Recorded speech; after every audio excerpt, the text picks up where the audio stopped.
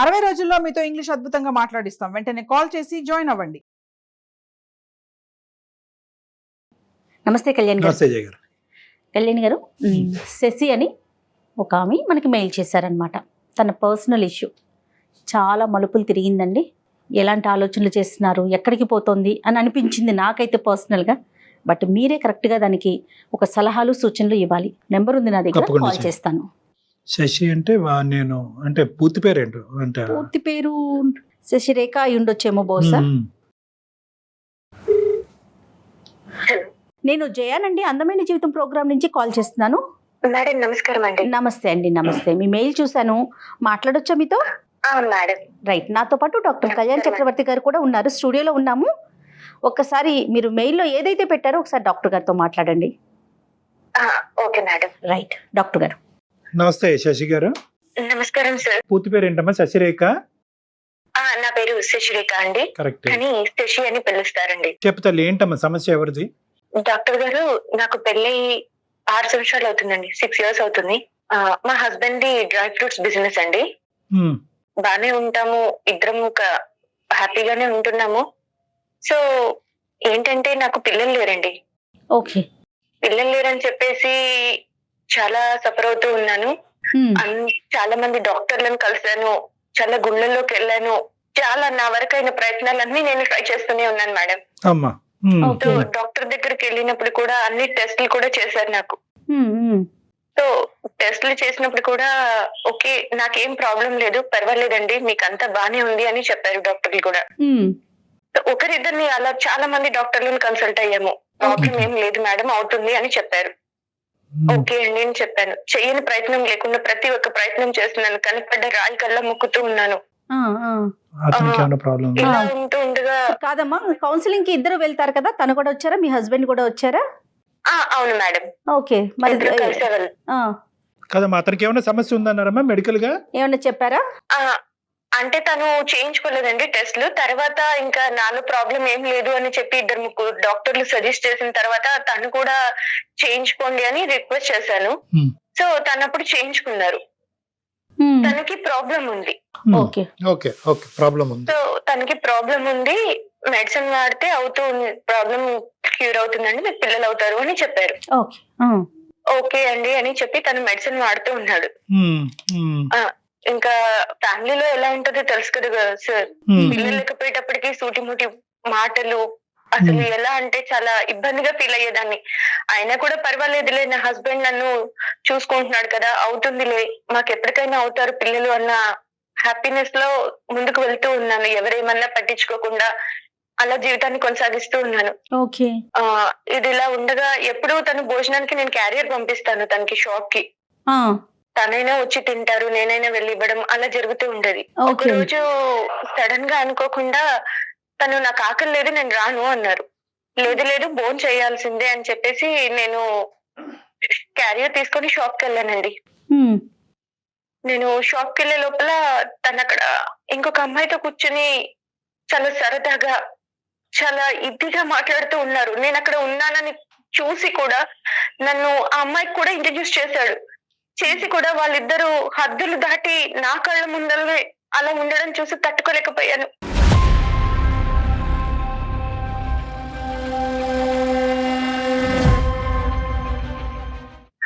అసలు చెప్పడానికి నాకే ఆశ్చర్యంగా ఉంది సార్.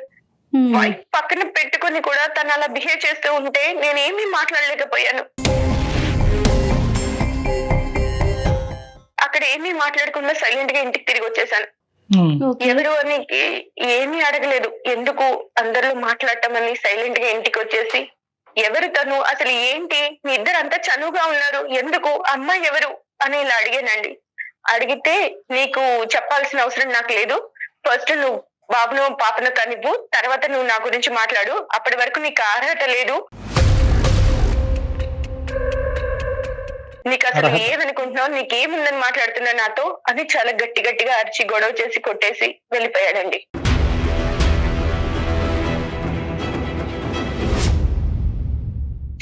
అసలు చాలా చాలా నరకం అనిపించింది. నేను అన్ని నాలో ప్రాబ్లం లేకపోయినా కూడా నేను చాలా హ్యాపీగా ఉన్నాను.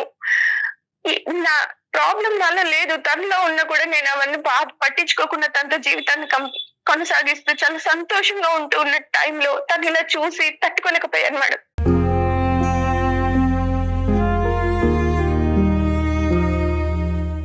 అయితే నేను కాలేజ్ చదివే రోజుల్లో మేడం నన్ను ఒక అబ్బాయి లవ్ చేశాడు, చాలా ఇష్టపడ్డాడు. చాలా ఇదిగా ప్రతి ఒక్కరికి గోడల పైన శశి శశి శశి అభి అంటే ప్రతి ఒక్కరికి నోటెడ్, అలా ప్రతి ఒక్కరు అలా హ్యాపీగా ఉండేవాళ్ళు. అప్పుడు నన్ను లవ్ చేసేవాడు. కానీ తను చాలా అందగాడేం కాదు, అందంగా లేడు, పెద్దగా చదువుకోలేదు. తను తన లైఫ్ ని లీడ్ చేసుకోవడమే కష్టం. తనకి చాలా బాధ్యతలు ఉన్నాయి. ఇంకా నన్ను పోషించే సంపాదన కూడా తను సంపాదిస్తాడో లేదో అని ఆలోచిస్తారు కదా మేడం. నేను ఆ టైంలోనే మా నాన్నగారికి చెప్పుండొచ్చు నేను ఇలా లవ్ చేశాను అని. కానీ ఎవరైనా కన్న తండ్రికి ఉంటుంది కదా మేడం, నా కూతుర్ని నాకంటే గొప్ప మాత్రమేనండి.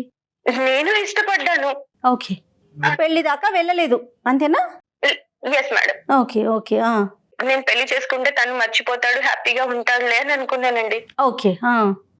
సో ఇలా నేను అన్ని 6 సంవత్సరాల నుంచి ఏది గుర్తుకు చేసుకోలేదు. తను నా అంతలో నేను ఉంటున్నాను, అన్ని మర్చిపోయి నా భర్త నాకు సర్వస్వం అని బ్రతుకుతున్నాను మేడం.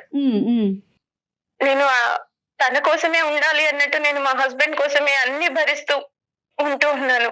ఎవరెన్ని మాటలు అన్నా పట్టించుకోకుండా, బంధువులు పిల్లలు లేరు, గొడ్రాలు అని ఇలా చాలా హింసిస్తూ ఉన్నా కూడా నేను ఎప్పుడు పట్టించుకోలేదు. నా భర్తే నన్ను ఇలా చూసేటప్పటికి తట్టుకోలేకపోయాను మేడం. చాలా ఏడుపు వచ్చేసింది, చాలా బాధ అనిపించింది.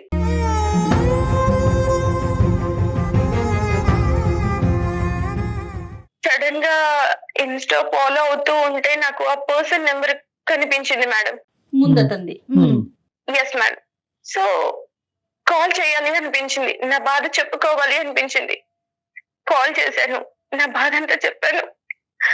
సరే కలుద్దాం అని అన్నారు సార్. ఎందుకు కలుద్దాం అన్నాడమ్మా? ఇలా ఏడవ బాకు, ఏం కాదు, అన్ని సర్దుకుంటాయి, సరే కలిసి మాట్లాడదాం ఒకసారి. ఇంతకాలం బట్టి అతను పెళ్లి చేసుకోకుండా ఉన్నాడమ్మా అతను? లేదు సార్, తనకి పెళ్ళయింది. పెళ్లి అయ్యిందా? Okay okay. Yes sir. అతను హ్యాపీగానే ఉన్నాడమ్మా అతను మ్యారేజ్? ఇంకా నేను అవన్నీ ఏం మాట్లాడలేదు సార్. నా బాధని నేను తనకి చెప్దాం అన్నట్టు ఫోన్ చేశాను. చెప్పగానే లేదు ఇలా ఫోన్ లో కాదు, నువ్వు ఇలా ఫోన్ లో ఏడిస్తే నేను తట్టుకోలేను, మాట్లాడదాం, కలిసి మాట్లాడదామని ఒక రిసార్ట్ బుక్ చేశాడు సార్. సో అక్కడికి వెళ్ళామండి.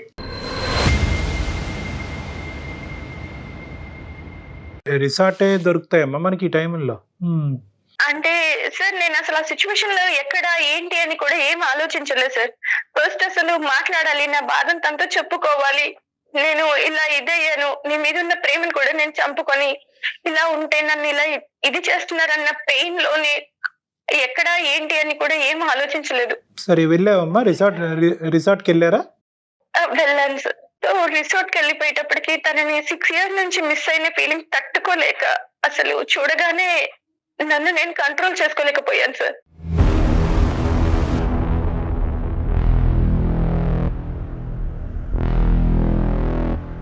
అసలు నా బాధ అతన్ని చూడగానే నాకు ఏడుపు కూడా ఆగలేదు. ఏంటి నేను నిన్ను ఇలా వదిలేసి వెళ్ళిపోయాను అని ఏడుపుతో తన్ని అలా హక్ చేసుకున్నాను సార్.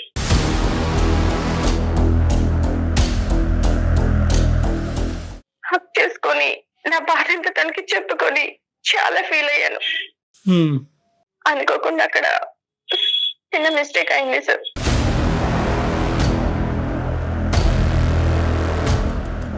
అలా కలుసుకుని బాధ చెప్పుకోవటం అంటే కనుక మనసులు కలుసుకుని చెప్పుకోవటమా, లేదంటే భార్యాభర్తల కింద కూడా కలిసారా? ఎస్ సార్, 3 months కి తెలిసింది సార్ నేను కన్సీవ్ అని. అయ్యో రామా. సో కన్సీవ్ అవ్వగానే ఇంట్లో వాళ్ళందరూ ఎప్పటి నుంచో ఎదురు చూస్తున్నారు కదా, చాలా హ్యాపీగా ఫీల్ అయిపోయి అందరికి బంధువులకు చెప్పుకోవడము, చాలా సెలబ్రేషన్ లాగా చేసుకుంటున్నారు, చాలా హ్యాపీగా ఫీల్ అవుతున్నారు. మా హస్బెండ్ కూడా అందరూ చాలా ఒక ఫెస్టివల్ లాగా చేసుకుంటున్నారు సార్. యాక్చువల్లీ అక్కడ విషయం ఏంటంటే, యాక్చువల్లీ నా కడుపులో పెరుగుతున్న బిడ్డకి తండ్రి నా భర్త కాదన్న విషయం నా ఒక్కదానికే తెలుసు సార్.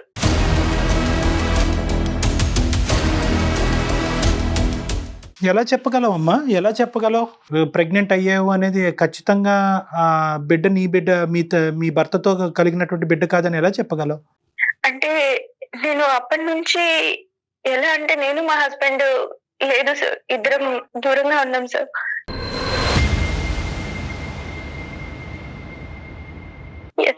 ఇప్పుడు కన్సీవ్ అయ్యాను. ఎన్నో మంత్? కన్సీవ్ అవ్వగానే మా హస్బెండ్ ఇంకా చాలా హ్యాపీగా. మీకు ఇప్పుడు థర్డ్ మేడం. చాలా పెద్ద ఊబిలోనే కూరుకుపోయావు. నాకు ఇప్పుడు బాధ ఏంటంటే సార్, ఇది నా హస్బెండ్ వల్ల కాదు, తన వల్ల. నేను ఈ విషయం తనకి ఎలా చెప్పాలి? చెప్పకుండా ఉండాలా? చెప్పకుండా మోసం చేయాలా? ఈ బాధను నేను తట్టుకోలేకపోతున్నాను సార్.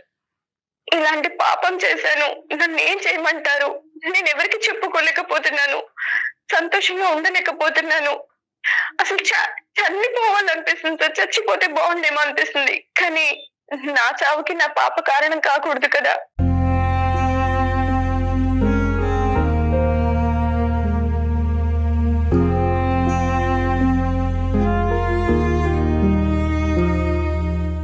తనని ఎందుకు బలి చేయాలి అని ఆలోచిస్తున్నాను.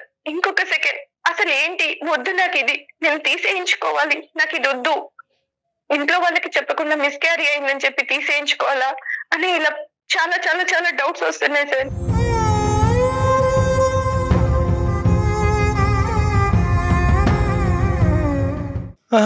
అమ్మా, ఇప్పుడు ఇలాంటి పరిస్థితుల్లో ఎవరు మాత్రం ఏం చెప్పగలరు తల్లి? ఇప్పుడు మోసం చేశానా, నా భర్తను మోసం చేస్తున్నాను అనేటటువంటిది నువ్వు బిడ్డతో కన్సీవ్ అయ్యాక అనిపించిందా, లేదంటే ఆ అబ్బాయితో కలిసిన తర్వాత ఆ రిసార్ట్లోంచి బయటకు అడుగు పెట్టినప్పుడు అనిపించిందా? అదే మోసంగా, అది కూడా మోసమేగా. ఇప్పుడు నా భర్తను నేను ఇలా చూశాను, ఇలాగా ఏకలు పక్కపక్కలు అనేటటువంటి అంశాన్ని చూసావు, దానికి మించి నువ్వేమీ చూడలేదు మీ భర్తతో.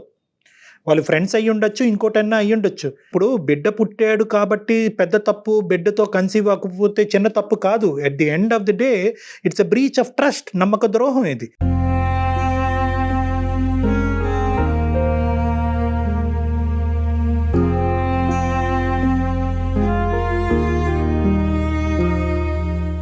నీ భర్త ఏం చేశాడు అనేటటువంటిది కాసేపు తీసి పక్కన పెట్టండి. మీరు మనస్తాపం చెందారు, మీరు చూసింది ఒకటి, ఊహించుకుంది ఒకటి, మీ మనసులో ఆలోచించింది ఒకటి, ఫైనల్గా జరిగింది ఒకటి.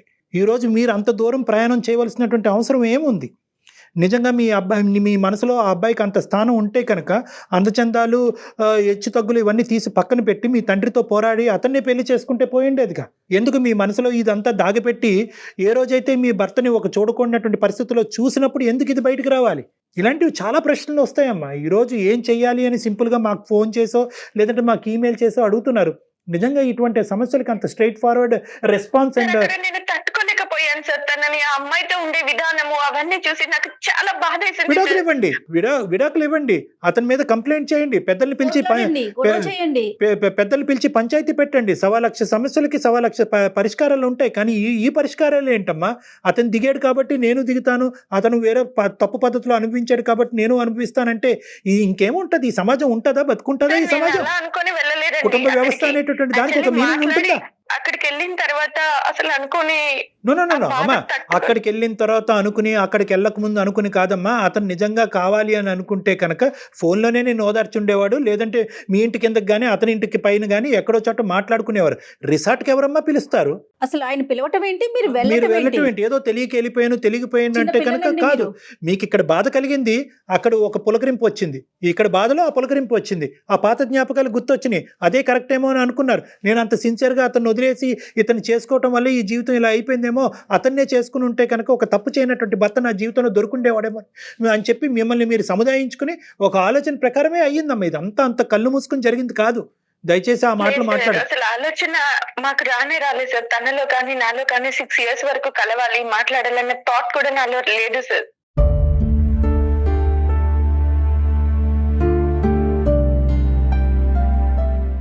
అక్కడ అలా చూసిన తర్వాత సిచ్యువేషన్ కంట్రోల్ అవ్వలేక నేను తనకి ఫోన్ చేసి నా బాధను షేర్ చేసుకోవాలి అనుకున్నాను తప్పించి ఇంకా నేను అంతకు మించి ఇంకేం అనుకోలేదు. అక్కడికి వెళ్ళిన తర్వాత ఓదార్చే టైంలో అలా అనుకోకుండా అలా, తప్పు అలా, జరిగిపోయింది అలా, సార్. అలా. ఇదేనా సినిమా అండి? అవ్వదమ్మా, అలా అవ్వదు. సరే, ఇప్పుడు ఏంటంటే నిన్ను నిందించి నిన్ను ఖండించడం అనేది ఇక్కడ సొల్యూషన్ కాదు. ఎందుకంటే ఈ స్టోరీ 199 మంది ఈ విధంగానే అనుకుంటారు. నేను మాట్లాడినట్టే మాట్లాడతారు. అంటే ఏంటంటే నువ్వు అక్కడికి ఎందుకు వెళ్ళావు, రిసార్ట్కి ఎందుకు వెళ్ళావు, బాధ చెప్పుకునే దానివి శరీరాలు ఎందుకు ఒకరికొకరు అప్పచెప్పుకున్నారు అనేటటువంటి అంశాన్ని ఎవరన్నా మాట్లాడతారు. నెంబర్ 2, ఎవరన్నా ఏమన్నా అంటే కనుక అతను గడ్డి తిన్నాడు కాబట్టి నువ్వు గడ్డి తింటావమ్మా, నీ భర్త గడ్డి తిన్నాడు కాబట్టి నువ్వు గడ్డి తిన్నావా అమ్మా అని అంటారు. లేదా ఇంకొక వంతు మనుషులు ఏమంటారంటే కేవలం నీ భర్తని ఒక స్త్రీతో పాటు ఒక సంతోషకరమైనటువంటి వాతావరణంలో చూసే దానికి మించి నువ్వు ఏమీ చూడలే కదమ్మా, అతనికి మించినటువంటి మెట్టెక్కి నువ్వు ఎందుకు ఇంత ఇలాంటి దానికి ఒడిగట్టావని చెప్పి అనుకుంటారు. ఈ మూడు రకాలుగా పబ్లిక్ చేసింది తప్పే, నాకు తెలుసు ఆ విషయం. బట్ నేనేమి చేయలేకపోతున్నాను సార్ ఇప్పుడు.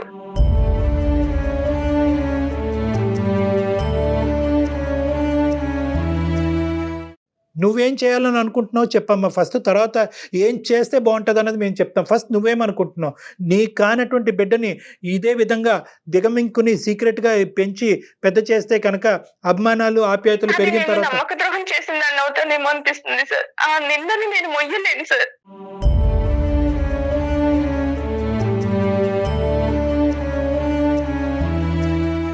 ఇప్పుడు అతని పొజిషన్ ఏంటి, మీ హస్బెండ్ పొజిషను? తను చాలా హ్యాపీగా ఫీల్ అవుతున్నాడు సార్. ఇన్ని ఇయర్స్ తర్వాత కన్సీవ్ అయ్యింది నా వైఫ్ అని చాలా సెలబ్రేషన్ గా చాలా హ్యాపీగా ఫీల్ అవుతున్నాడు. పుట్టబోయేటటువంటి బిడ్డని పుట్టక ముందే ఇంత బాగా ప్రేమిస్తున్నాడు అనే ఆలోచన వల్ల ఇప్పుడు నువ్వు చేసిన తప్పు అని నీకు అనిపిస్తుందా?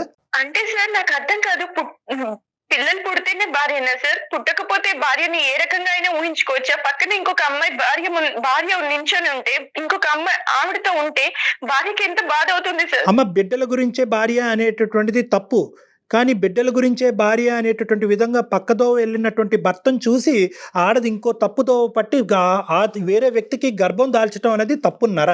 సో ఇక్కడ నేనేమంటున్నానంటే అది తప్పే, ఇది తప్పే. ఆ సబ్జెక్ట్ గురించి మనం తర్వాత మాట్లాడుకుందాం. నీ భర్త ఎందుకు అలా ఆలోచించాడు, బిడ్డ పుట్టగానే బిడ్డతో కన్సీవ్ అవగానే నీ దగ్గరికి ఎందుకు పరిగెట్టుకుని వచ్చాడు అనేది సపరేట్ సబ్జెక్ట్. ఆ ప్రశ్న మీరు వేసుకోండి ఒకసారి, అది తర్వాత మీరు చేసింది కరెక్టేనా అనే ప్రశ్న మీ వైపు వేసుకోండి ఒక్కసారి. ఇప్పుడు మనం అవును మేడం, తప్పు చేశాను, నేను తప్పు చేయలేదు. ఇప్పుడు ఏంటంటే ఇప్పుడు అతను చేసిన తప్పు కాదా అండి అనేటటువంటి పరిస్థితిలో మనం లేము. అది కాదు ఇక్కడ సబ్జెక్ట్. ఇక్కడ మీరు చేసినటువంటి తప్పు, ఈ తప్పుకు పరిష్కారం ఏంటి, అసలు పరిష్కారం అన్నది ఉందా అనేది కూడా మనం అడగాలి. పరిష్కారం ఉందా? ఈరోజు డాక్టర్ కళ్యాణ్ చక్రవర్తి దీనికి పరిష్కారం చెప్పగలడా, లేదంటే నువ్వు పెళ్లి చేసుకున్న భర్త దీనికి పరిష్కారం చెప్పగలడా? అదే అర్థం కావట్లేదు సార్. నా జీవితం ఎటు వెళ్తుందో కూడా నాకు అర్థం కాని సిచ్యువేషన్ లో ఉన్నాను. దయచేసి మీరు నాకు హెల్ప్ చేయగలరా? నీ మైండ్ లో ఉన్న ఆప్షన్స్ ఏంటో చెప్పమ్మా, దాన్ని బట్టి నేను చెప్తా. ఆ బిడ్డకు తండ్రి తిను అని చెప్పి నేను ఉండగలనా? అంత ధైర్యం నాకు లేదు సార్. రైట్, అది ఉండలేవు. ఈ సీక్రెట్ గా అయితే దాచిపెట్టేటటువంటి అవకాశం లేదు అన్నది క్లియర్ కట్ గా ఇందాక చెప్పేశావు. Option number 2. Yes, sir. రెండోది ఏంటి తల్లి? చెప్పకుండా వెళ్ళి మిస్క్యారీ అయిందని చెప్పాలా అని ఆలోచిస్తున్నాను సార్. అంటే అబార్షన్ చేసుకుని వెళ్దామనమ్మా? Yes sir. రైట్, అది రెండోది. మూడోది ఏంటమ్మా, ఇంకేమైనా ఉన్నాయా? లేదు సార్. మూడో ఆప్షన్ నేను చెప్పనా? ఆ బేబీ వద్దు Yes, sir. తనకంతే. అమ్మ, ఇప్పుడు బిడ్డతో నీకు ఒక ఇమోషనల్ అటాచ్మెంట్ పెరిగిందా లేదా? పెరిగింది సార్. పెరిగింది కదా. సో ఒక అబార్షన్ అనేటటువంటి మార్గంలో వెళ్ళి బిడ్డనైతే చంపుకోలేవు కదా. అది మేము కూడా మాట్లాడలేం. అబార్షన్ గురించి ఎవరికి వాళ్ళు నిర్ణయం తీసుకోవాలి, కానీ బయట వ్యక్తులుగా మేము దాని గురించి చేయించుకోమా వద్దమ్మా అని చెప్పేటటువంటి హక్కు మాకు లేదు. అది చట్టరీత్యా కరెక్ట్ కూడా కాదు. సో ఆ అంశాన్ని తీసి పక్కన పెడదాం. నేను మూడో ఆప్షన్ నేను ఒకటి చెప్తా. ఏదైతే అది అయ్యింది అని చెప్పి నీ భర్తతో ఈ పరిస్థితుల్లో నిన్ను చూడటం వల్ల నేను మనస్తాపం చెంది ఒక డిప్రెషన్లోకి వెళ్ళి నా స్పృహను కోల్పోయి నేనేం చేస్తున్నానో నాకు తెలియక ఈ తప్పు జరిగింది అనే విధంగా నీ భర్తకు చెప్తే అతని రియాక్షన్ ఏమవ్వచ్చు? అసలు తను ఇప్పుడు నువ్వు మాకు చెప్పిందేనమ్మా, నువ్వు మాకు ఏదైతే చెప్పావో ఇదే ఆస్పెక్టు ఈ బలైనటువంటి పరిస్థితిలో నువ్వు చేసినటువంటి పనితో నేను మనస్తాపం చెంది నేను అక్కడికి వెళ్ళి చెప్పుకోవటానికి తనకి చెప్పలేను సార్. దానికంటే చావడమే బెటర్ సార్.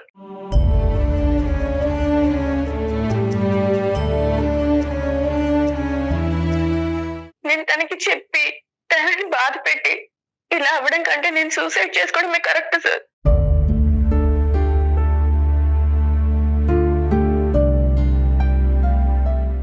వద్దులేమమ్మా, ఇప్పుడు సూసైడ్ చేసుకోవాలనేటటువంటి ఆలోచనతో వచ్చిన దానివైతే ఈ వేదిక ఎందుకమ్మా? ఈ వేదిక మీద ఇప్పుడుకొచ్చి ఎవరికి సూసైడ్ చేసుకోండి అని మేము చెప్పలే. చెప్పం కూడాను. ఓకే, సో అది కాదు, అది తీసి పక్కన పెట్టండి. బ్రతుకుంటానికి 1000 కారణాలు ఉంటాయి, 100 సమస్యలకి 1000 సొల్యూషన్లు ఉంటాయి. కొద్ది కూల్గా మనం ఆలోచిద్దాం. ఇప్పుడు నేనేమంటున్నానంటే, బిడ్డను వద్దు, మిస్క్యారేజ్ అయ్యిందని చెప్పి వాళ్ళకి చెప్తే బాగుంటుందేమో, సమస్యకి పరిష్కారం నువ్వు అనుకుంటున్నాం. కానీ చేతులారా ఏ తప్పు చేయనటువంటి ఒక బిడ్డని చంపుకున్నాను అనేటటువంటి ఫీలింగ్తో నువ్వు బతుకుండగలవమ్మా? అప్పుడు హ్యాపీగా ఉండగలవా నువ్వు? అది కూడా బాధేగా. అది కూడా బాధ నీ పరువు జీవితాంతం మా బాధని మొయ్యగలనా సార్ నేను? ఇప్పుడు బిడ్డకు తండ్రి తను కాదు అని జీవితాంతం మా బాధ నేను. అది కరెక్టే. కానీ నేను ఏంటంటే, నువ్వు చెప్పినటువంటి ఆప్షన్ బి నేను అంటున్నానమ్మా. ఒకప్పుడు మిస్క్యారేజ్ అయ్యింది అనేటటువంటి విధంగా వాళ్ళు చెప్పటం వల్ల నీకు 2 సమస్యలు అప్పటికీ లైవ్లో ఉంటాయి. 2 నీ బుర్ర తినేటటువంటిది నేను డిప్రెషన్లోకి తీసుకెళ్లే 2 సమస్యలు అప్పటికీ ఉంటాయి. బిడ్డను నేను చేతులారా చంపుకున్నాను. ఒక మనిషితో కలవలసినటువంటి అవసరం ఏంటి? పాపం పుణ్యం ఎరగినటువంటి బిడ్డని భూమి మీదకి తీసుకురాకుండా లోపలే చంపుకోవాల్సినటువంటి దుర్భర స్థితికి నేను ఎందుకు దిగజారిపోయాను, నేను ఎందుకు ఒక హంతకురాల్లా మారాను అనే ఫీలింగ్ కూడా నీకు రావచ్చు. నెంబర్ 1. నెంబర్ 2, కేవలం ఇది చేయటం అన్నంత మాత్రాన నీ తప్పు చెరిపేసుకోగలవమ్మా? అప్పుడు కూడా నువ్వు చేసినటువంటి తప్పు నిన్ను వెంటాడుతుంది కదా. అవుట్ ఆఫ్ ద మ్యారేజ్ నేను ఒక మనిషిని కలిశాను, నా భర్త కళ్ళు కప్పి నేను ఒక తప్పు పని చేశాను అనేటటువంటి ఆలోచన వెంటాడుతుంది కదా. సో బిడ్డని చంపుకోవటం వల్ల, ఈ బిడ్డని అబార్ట్ చేసుకోవటం వల్ల నీకు నీ సమస్యకి దీర్ఘకాలికమైనటువంటి పరిష్కారం దొరుకుతుందని నేను అనుకోవట్లే. So your option B is not apt and not correct. మరి ఎలా సార్? ఎలా నేను బ్రతకడం? ఎస్, నేను చెప్పేది ఏంటి అంటే, తప్పు జరిగింది. ఈ రోజు కాకపోయినా రేపైనా నీ తప్పు నువ్వు ఒప్పుకునేటటువంటి పరిస్థితి వస్తుంది. ఏది? ఇర్రెస్పెక్ట్ ఆఫ్ ద ఫ్యాక్ట్, నువ్వు గర్భం ఉంచుకున్నా, తీయించేసుకోవాలని అనుకున్నా, నీ మనసులో ఆ ముళ్ళు అలా గుచ్చుకుంటుంది. గుచ్చుకున్నంత కాలం నువ్వు హ్యాపీగా నీ భర్తతో నువ్వు సంసారం చేయలేవు, సంతోషంగా సుఖంగా ఉండలేవు. తప్పు చేశాను అనే ఆలోచన నేను తినేస్తుంది. కాబట్టి తప్పు ఈరోజు ఇర్రెస్పెక్ట్ ఆఫ్ ద బిడ్డ ఉందా లేదా అనే అంశం కాకుండా తప్పు ఎప్పటికైనా ఒప్పుకోవాలి. తప్పు ఒప్పుకోవాలి, ధైర్యంగా ఒప్పుకోవాలి. అతను కలిసి ఉంటాడా ఉండడా తర్వాత విషయం, ఆ తర్వాత అంశం అమ్మా. కలిసి ఉంటారా అంటే ఏ కుటుంబాన్ని వెడగొట్టేటటువంటి ఉద్దేశం నాకు తెలియదు, నాకు ఆ ఉద్దేశం లేదు. అర్థం చేసుకొని ఉంటాడు సార్ నాతో. రైట్, అది ఆప్షన్ బి. నన్ను చూస్తాడు కదా అమ్మ, అది ఆప్షన్ బి. అతను ఉంటాడా?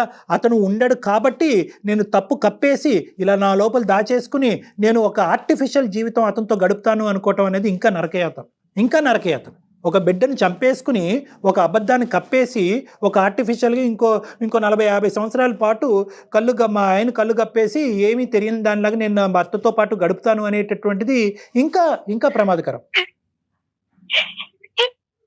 లేదు, నువ్వు అలా చెప్పేటటువంటి ధైర్యం నీకు లేదు అంటే కనుక ఆ మెసేజ్ కన్వే చేయమంటే నేను కన్వే చేస్తాను. నేను ఈ నిజాన్ని తనకి చెప్పి నేను తనతో ఉండలేను సార్. తను నన్ను పిల్లలు పుట్టకుండానే నన్ను ఒక రకంగా చూసేవాడు. ఇప్పుడు ఈ రకంగా చేశానంటే తను నాతో ఉంటాడని నేను అనుకోను సార్. ఈ విషయం తెలిస్తే నాతో ఉండడు తను.